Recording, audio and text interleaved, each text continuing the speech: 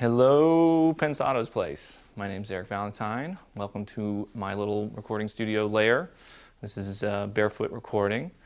I moved in here in 2000. I've been here for about almost 11 years now. And it's been a great spot. Mostly left it the same as it was. It was a great studio that was built back in the 60s called Crystal Studios. And this sound room is very similar to what it was back then. I've added a couple little things. I'm going to kind of walk around a little bit and show you guys some of the stuff I've talked about here and there on some forums and a couple of magazines and stuff, and so people can actually see them and see how they work and stuff. So first, let's check out this robot. People always ask me about the microphone robot. I built this thing about 3 or 4 years ago after just endless complaints from assistants being tortured out in the sound room in front of 5 million decibel guitar amps. I finally put this thing together so I could put them out of their misery and make it a lot easier for myself to position microphones. So I'm able to sit in the control room with controls that are mounted into the console itself and move around the microphone and be able to see the position. We have a little video camera on there. You can see on the monitor screen up there what I see in the control room. And so I can sit in there and just nudge it around tiny little bits at a time, all 3 directions. So it'll go left, right, up and down, in and out from the guitar cab. And I'll never record guitar without it ever again.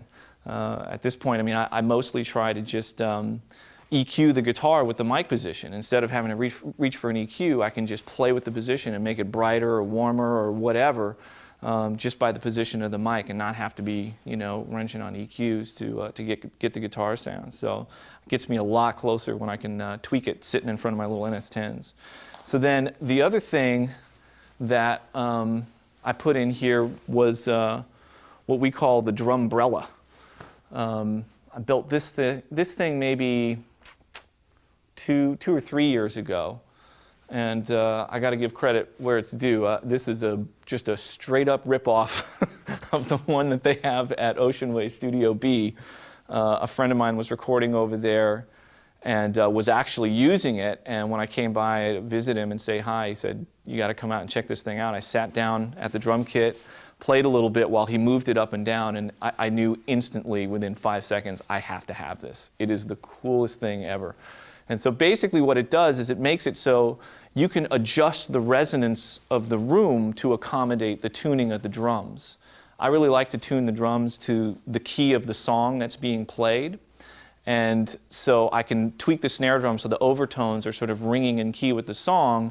And I used to have this issue where you know, I would get it where the snare drum was in key, but it sounded kind of thin just because it wasn't reacting with the room right. And with this thing, once I have it in key with the song, I can adjust the height of this so it interacts with the drum and makes it sound really full. And so, you know, I'll sit down once I have the tuning of the drum.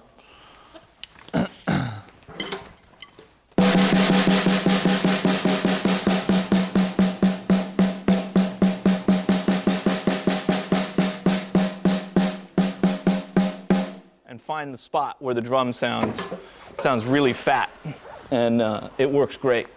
We use it all the time. So, drumbrella.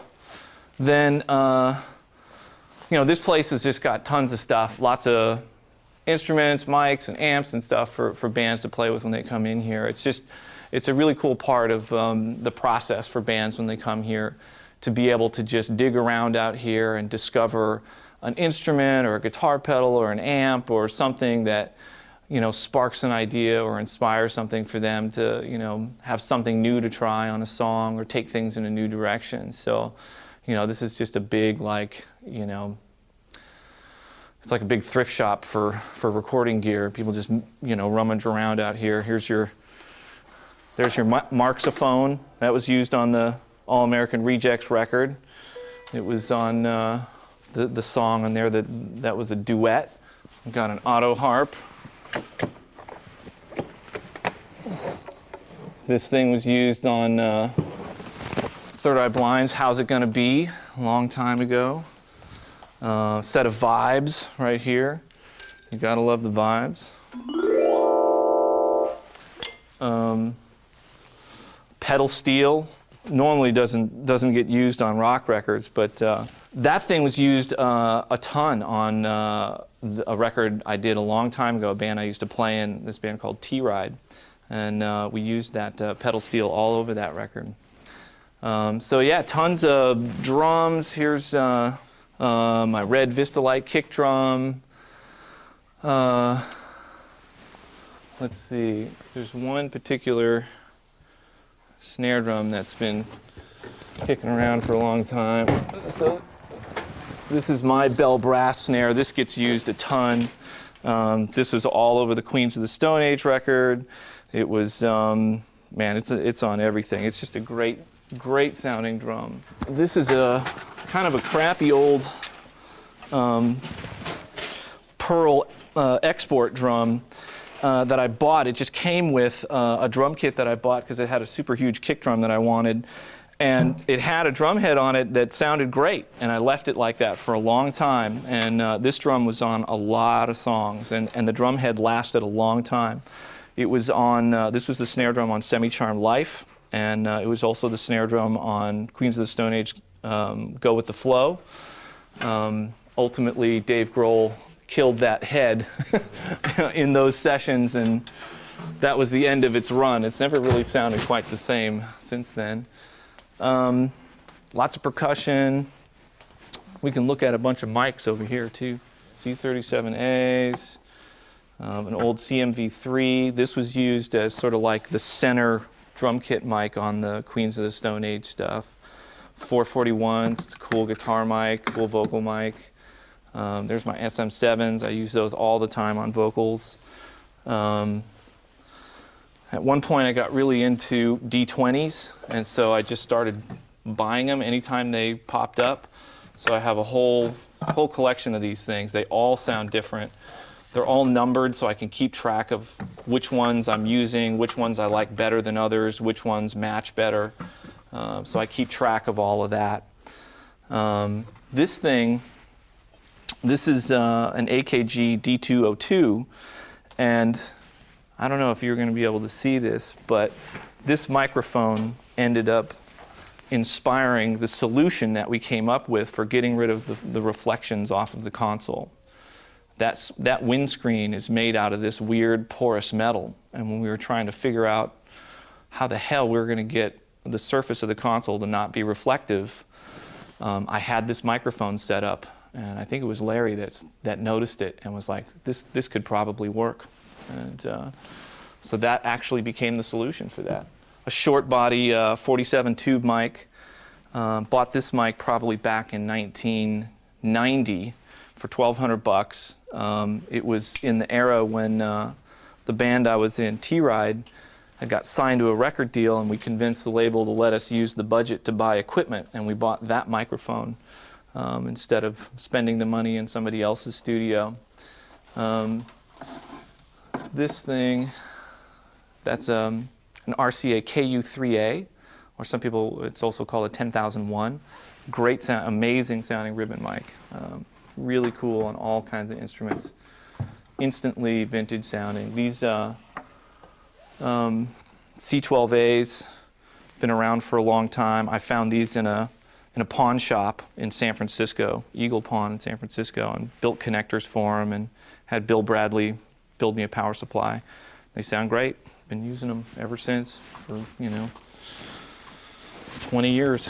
RCA 44.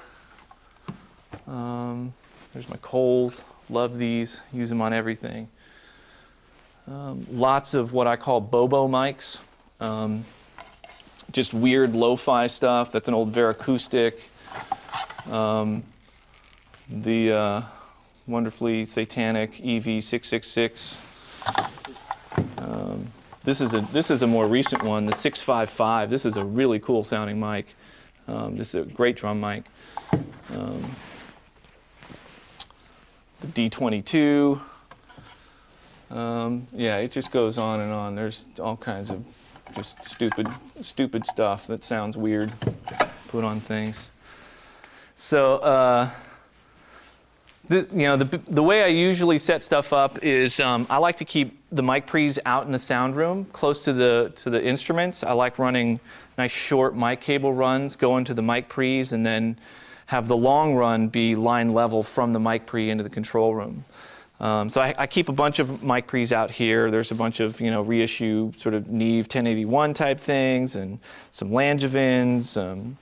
There's a bunch of custom tube mic pre's down there. So I usually have the mic pre set up here. They go through tie lines. Musicians listen on an Aviom headphone system, so they can just balance their own stuff, and I don't have to worry about doing headphone levels. Right now this is the prototype version of the UnderToneAudio mic pre right there. I've been using that thing on pretty much everything, so I can just figure out, finalize any sort of component changes and tweak it and make sure it's really sounding the way we want. So I've been recording it on everything, trying different transformers, trying all kinds of different stuff. So once we get in here, the mic pre's come in through tie lines, and then they just show up on inputs on the console. So then I have a phase reverse control on the channel strip of the console. I can adjust phase and stuff in here while I'm listening. And then I also have a line trim on the inputs of the console channel strip, so I can add or take away 10 dB of gain on the signal coming from the mic pre. So I can sort of fine tune the levels of those. I can do any EQing and stuff that I want to do before things go to tape or to the computer. And so then, what I'm playing around with right now is a recording that's trying to recreate like an old Motown sound. And so I'm recording each instrument sort of one at a time, overdubbing everything. And so everything goes through this old Studer J37. It's an old 60s all-tube 1-inch 4-track, and I set it up at 7.5 IPS, really slow tape speed, very crunchy sounding. It's a really cool sound. So then in this case, I go tape machine first, and then go into the computer, capture the sound of the tape machine into the computer, and then I can just monitor things back over here on the console and do all my final EQ adjustments and stuff on playback.